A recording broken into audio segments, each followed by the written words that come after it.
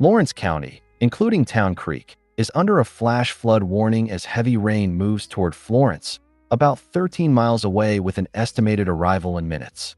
Severe thunderstorms capable of large hail are ongoing, and the threat remains likely through 5 p.m. Stay alert, avoid low-lying roads, and follow local emergency instructions.